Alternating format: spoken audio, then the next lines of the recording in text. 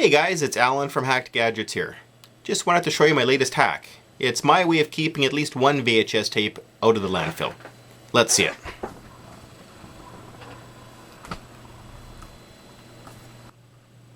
Okay, so here's the device. There's a USB cable going into a standard VHS cassette shell. When the top is on, it looks very much like a standard VHS cassette. However, there's a bunch of other crazy things going on the inside. We have a standard USB extension cable coming over to a USB thumb drive. There's two LED lights on this side, two LED lights on that side. There's a small circuit board over here. We have a motor and a drivetrain. An elastic band which is connected over to this take-up spool. Okay, so now for a quick demonstration, what I'll do is I'll plug in the VHS drive into the computer. This is just a USB extension cable that's connected to this computer. I'll plug it in. You'll see already a little bit of drive activity when it's first plugged in, just when the drive initializes. Let me zoom into the screen.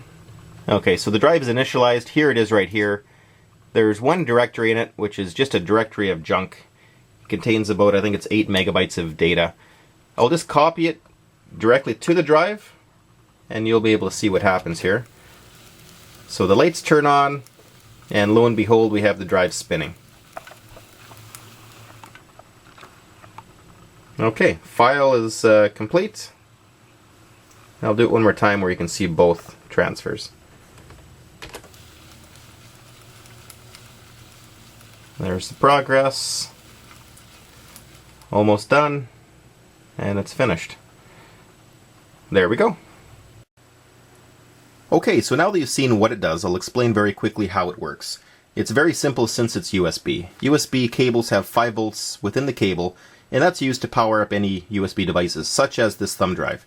When the case is cracked open, all of the solder points are exposed, and it's very simple to solder on a few wires just to grab that power. And that's exactly what this circuit is doing. It's grabbing its 5 volt power directly off of this board just with a few soldered on wires.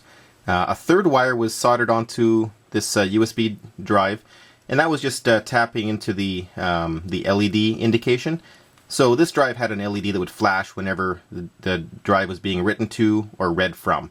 Unfortunately, I didn't really want a flashing signal. I wanted a signal that was just on or off. So what this board is also doing is it's smoothing out that signal to give me just the on or off indication. There's a transistor on this board which is actually driving the LEDs and motor. I didn't want to attempt to drive the motor or LEDs directly off of this board, since I'm sure it would just burn out that output.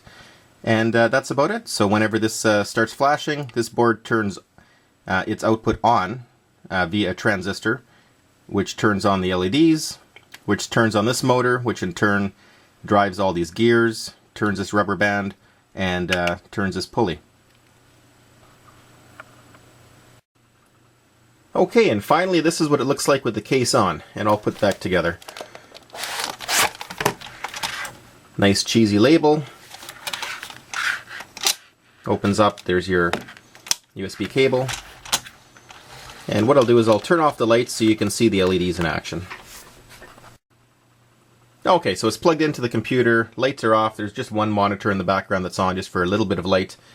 I'll transfer some files, and there we go. Lights are on, spinning away, file transfer is done, it shuts off. For more information about this, you can go to hackedgadgets.com.